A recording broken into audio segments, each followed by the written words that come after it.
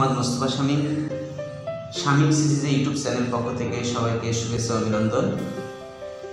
প্রিয় শিক্ষার্থীরা, আশা করি তোমরা ভালো আছো। আলহামদুলিল্লাহ, তোমাদের দয়া আল্লাহর রহমতে আমিও ভালো আছি। আজকের নির্ধারিত বিষয়টি সম্পর্কে জানার জন্য চলো আমরা চেষ্টা করি।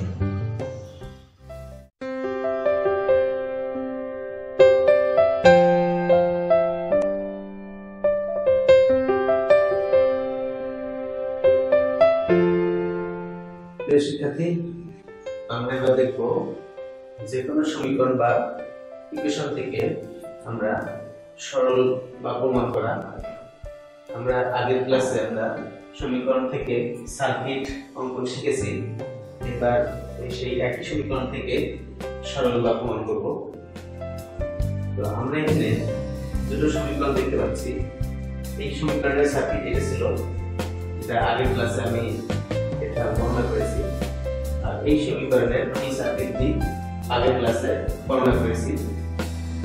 তো এখন আমরা সেই একই সমীকরণের সরল বা প্রমাণ করব। তো আমরা জানি সরলের ক্ষেত্রে কোনো সাইড চয়েস করা যায় না, শুধুমাত্র সূত্র ব্যবহার করে সরল করা হয়। কিন্তু প্রমাণের ক্ষেত্রে সূত্র ব্যবহার করার আগে সাইডটা চয়েস করতে হয়। আমরা ডিফারেন্ট সাইড নিব না রাইট হ্যান্ড সাইড নিব সেটা চয়েস করে নিতে হয়। তো যখন সরল হবে তখন আমরা সূত্র ব্যবহার করার ক্ষেত্রে হোল বার যদি থাকে তাহলে আমরা ডি মডেলের সূত্র ব্যবহার করব। আর হোল বার যদি না থাকে, যোগ থাকলে পরের সূত্র, চারটে পরের সূত্র আছে, পরের সূত্র ব্যবহার করব। গুণ থাকলে এন্ড এর সূত্র চারটে, যোগ এন্ড এর সূত্র ব্যবহার করব। তো প্রিয় শিক্ষার্থী, আমরা এখন এই দুটো সমীকরণের সরল করি।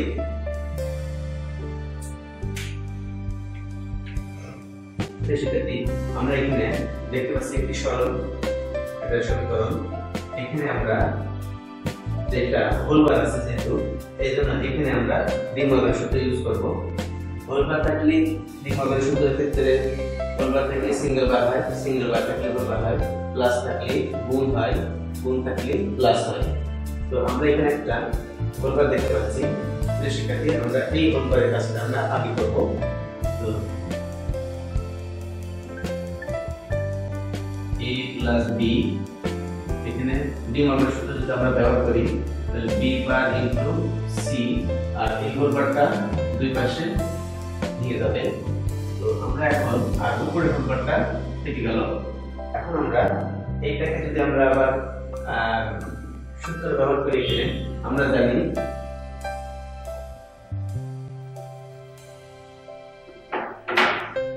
a double bar equal to a, দ্বিমৌলিক সূত্র a plus b whole bar equal to a bar into b bar, a into b whole bar equal to a bar plus b bar. আমরা এই সূত্রের আলোকে আমরা এটা ভাঙলাম। তো এখন a double bar equal to a, অর্থাৎ b double bar equal two b, a plus b into b into c বার। শিক্ষার্থী, আমরা এখানে গুণ করে দিতে পারি, অথবা এটা আমরা দ্বিমৌলিক ইউজ করতে পারি। সরাসরি হোল বার আছে, আমরা এখানে দ্বিমৌলিক ইউজ করি। a plus b plus b plus c বার। এই হোল বারটা সবার ক্ষেত্রে ভেঙে যাবে, যেহেতু গুণ আছে তাহলে এটা প্লাস সূত্র অনুযায়ী গুণ থাকলে প্লাস হয়, হোল বার দুই পাশে ভেঙে যায়। আমার এই হোল বারটা আমার ভেঙে গেল। প্রিয় শিক্ষার্থী, আমরা এখানে আরেকটা দ্বিমৌলিক ইউজ করতে পারি, যেটা একটা হোল বার আছে, তাহলে a bar into b bar plus b plus c। প্রিয় শিক্ষার্থী, এখানে আমরা এখান থেকে আমরা b বার কমন নিতে পারি এই দুটো থেকে। a bar plus 1, b bar plus c। তো শিক্ষার্থী, এখানে আমাদের একটা সূত্র a plus b bar plus 1 equal to 1 হয়, অথবা ইকুয়াল টু 1, অর্থাৎ এটা আমার 1 b বার ইনটু 1 প্লাস c এখানে আরেকটা সূত্র আছে a into 1 is equal to a, অর্থাৎ এখানে সূত্রের মধ্যে আমরা পাই b বার প্লাস c। শিক্ষার্থী আমরা সরল করে এই সমীকরণের থেকে আমরা সরল করে b বার প্লাস c পেয়েছি। আর এইটার সার্কিট হলো এটা। আমরা যদি প্রশ্নে যদি বলে যে সরল করো এবং সার্কিট অঙ্কন করো, তাহলে সেই ক্ষেত্রে আমরা এই সরল করার পর এই উত্তর যেটা পেলাম সরল উত্তর, এই উত্তর করে সার্কিট হবে। তখন এই প্রশ্নের উপরে আমরা সার্কিট করবো না। কিন্তু কখনো যদি প্রশ্নে বলে একটা সমীকরণ দিয়ে বলে সরাসরি সরল না করে যদি বলে সার্কিট অঙ্কন করো, তাহলে সেই ক্ষেত্রে এই সরলের এই প্রশ্নের উপরে সমীকরণের উপরে এই সার্কিট হবে। কিন্তু যদি প্রশ্নে বলে দেয় যে সরল করো এবং সার্কিট অঙ্কন করো, তাহলে সেই ক্ষেত্রে এই সমীকরণে করে না, আমরা যে সরল করে যে উত্তরটা পাবো সেই উত্তরের পরে সার্কিট অঙ্কন করতে হবে। তো আমরা এইটার সার্কিটটা হবে হচ্ছে এখানে আমার চলক আছে বি আর সি, অর্থাৎ বি আর সি, আমরা সেই দুটো দাগ টেনে নেব।